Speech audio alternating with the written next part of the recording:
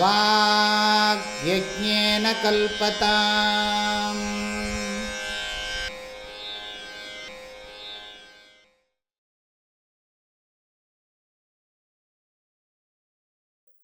மோக்ஷஸ்ய ஹேதுः பிரதமோ நிகத்யதே வைராக்யமத்யந்தமனித்யவஸ்துஷு ததः சமश्चापि दमस्ति तितिक्षा न्यासः प्रसक्ताखिलकर्मणां भृशम् मोक्षस्य हेतुः प्रथमो निगद्यते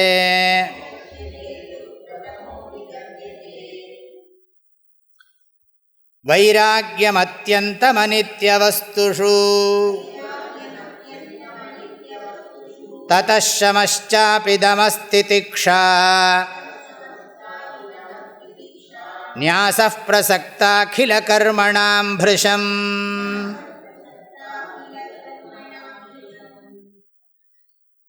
இந்த ஸ்லோகத்துக்கு சந்திரசேகரபாரதி சுவாமிகள் வியாக்கியானமே பண்ணலை, ஸ்புடம் அப்படின்னு போயிட்டார். இந்த ஸ்லோகத்துக்கு அன்வயமோ எதுவோ ஒன்றும் பண்ணலை, சிம்பிளாக அப்படியே தெளிவாக தெரியுறதேன்னு விட்டார். என்ன சொல்கிறார்? மோக்ஷஸ்ய பிரதமஹா ஹேதுஹு நிகத்யதே. முதல்ல மோட்சத்துக்கு முதல் ஹேத்து காரணத்தை சொல்கிறேன் கேட்டுக்கோங்கிறார். பிரதமஹா, பிரதமஹான்னா முதல், ஹேத்துன்னா காரணம். எதுக்கு? மோக்ஷத்துக்கு. மோக்ஷஸ்ய பிரதமஹா ஹேதுஹு நிகத்யதே. நிகத்யதேனா உச்சியதே, சொல்லுகிறேன் கேட்பாயாக. எதில்? அத்யந்தம் அனித்ய வஸ்துஷு வைராக்கியம் நிகத்யதே. அனித்ய வஸ்துஷு, அனித்ய வஸ்துஷுனா என்ன? நிலையில்லாத பொருள்களில், நிலையில்லாத உடல், நிலையில்லாத உறவுகள், நிலையில்லாத சொத்துக்கள், சாஸ்வதம் இல்லாத நிலையில்லாத உடம்பு. இதுக்கு திருக்குறளில் நிலையாமை அதிகாரத்தை படித்து தெரிந்து கொள்க. நில்லாதனவற்றை நிலையின என்று உணரும் புல்லறிவு அல்ப புத்தினுடன். பணமெல்லாம் நிலச்சி நிற்கும், ரிலேஷன்ஷிப்பெல்லாம் நிலச்சி நிற்கும், சிச்சுவேஷன் ஒரே மாதிரி இருக்கும். வெயில் அடிச்சுன்னு இருக்கும், அப்புறம் மழை பெய்யும், அப்புறம் காற்றடிக்கும். ஏதாவது ஒன்று உருப்படியாக இருக்கா என்ன? நம்ம உடம்பும் காலம்பரை இந்த மாதிரி மத்தியானம் இல்லை, மத்தியானம் இந்த மாதிரி சாயங்காலம் இல்லை.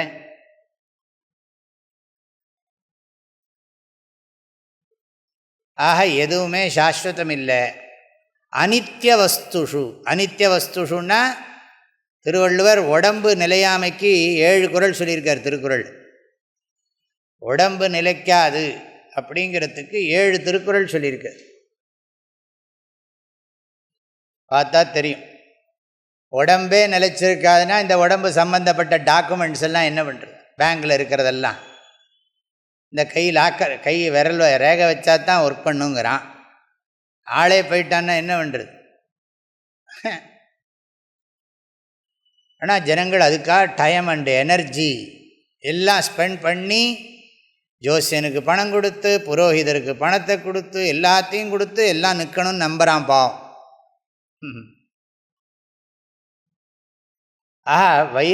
அனித்ய வஸ்துஷு அத்தியந்தம் வைராக்கியம் மோக்ஷஸ்ய பிரதமோ ஹேது நிகத்யதே. பரிபூர்ண வைராக்கியம் வேணும், பற்றற்ற தன்மை. பற்றற்ற கண்ணே பிறப்பறுக்கும், அற்றது பற்றனில் உற்றது வீடு. இல்லை கொஞ்சம் கூட அட்டாச்மெண்ட் இருக்கக்கூடாதுங்கிறார். இதுக்கு பேர் தான் இன்னொரு பேர் துறவு.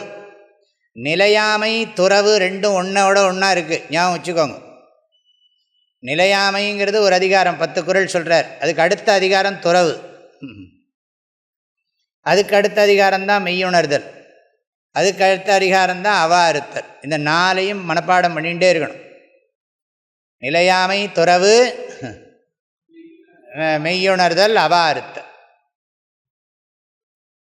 இது 4ம் தான் தவ வாழ்க்கையில். இது அதுக்கு முன்னால் சொல்லக்கூடியதெல்லாம், அதுக்கு முன்னாடி ஒரு 10ஓ 11ஓ இருக்குது, அதெல்லாம் தவம்.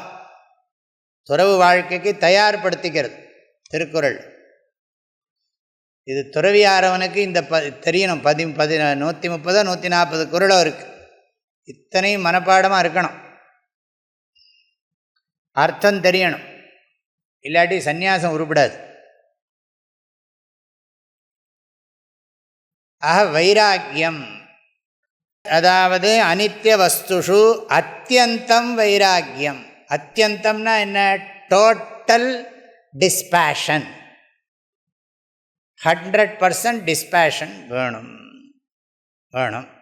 அதுக்கப்புறம் என்னதுன்னா திரும்பவும் சொல்கிறார், சாதன சதுஷ்டய சம்பத்தி தான் சொல்கிறார். அப்போ வைராக்கியம் வேணும்னா விவேகம் வேணும், சொல்லவா வேணும்? அது அண்டர்ஸ்டுட். தத சமச்சாபி, ததா சமஹ, சமஹான்னா என்ன? எல்லாம் திரும்ப போகணும், மேலே அங்கே திரும்ப போகணும். சமஹான்னு சொன்னால் விரஜ்ய விஷயவ்ராதா தோஷ திருஷ்டியா முகுர்முகு மனசஸ்வலக்ஷே நியதாவஸ்தா மனசம உச்சியதே. அதெல்லாம் ஞாபகம் வச்சுக்கணும். ததா சமஹா, சமஹான்னு சொன்னால் மைண்டு கண்ட்ரோல், எண்ணங்களை ஒழுங்காக வைத்திருப்பது. தமஹா புலநடக்கம். நியாசா, நியாசகனா சந்நியாசா, ஒரு ஆக்டிவிட்டியும் இருக்கக்கூடாது. லௌகிக கர்மா வைதிக கர்மாலாம் விட்டுடணும்.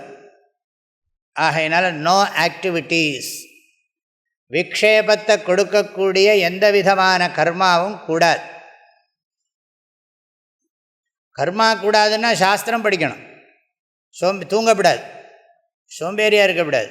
சோம்பேறியாக இருக்கிறதுக்கு கர்மா பண்ணுறது உத்தமம். வேதாந்தம் படிக்கிறதுக்கே எனக்கு டைம் சரியாக இருக்குன்னா தாராளமாக கர்மா விடலாம்.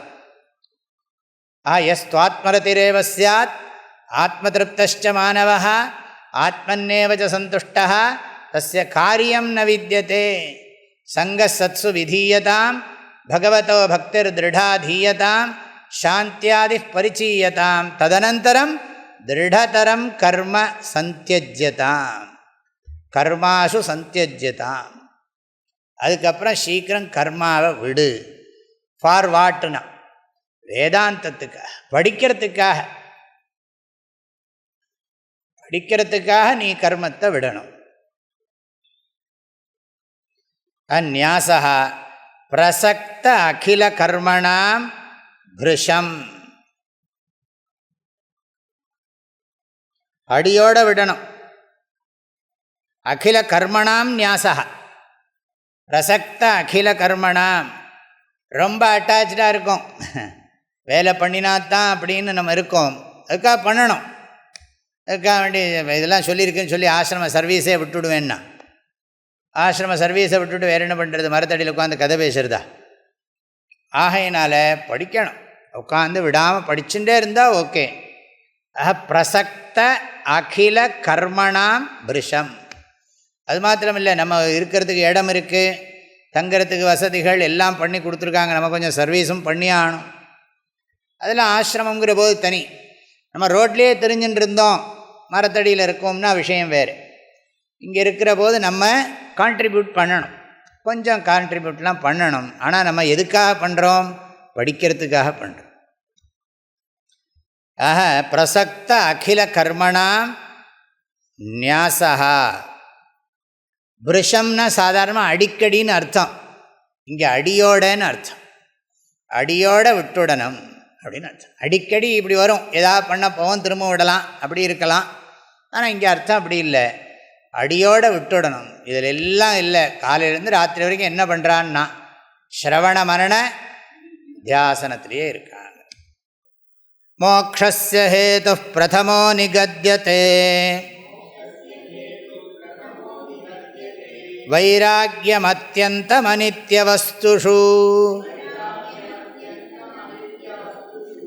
ததஷமச்சாபி தமஸ்தி திக்ஷா நியாசः பிரசக்தாகில கர்மணாம் பிருஷம். மோக்ஷஸ்ய ஹேது பிரதமோ நிகத்யதே வைராக்யம் அத்யந்தம் அநித்யவஸ்துஷு ததஷமச்சாபி தமஸ்தி திக்ஷா न्यासः प्रसक्ताखिलकर्मणां भृशम्.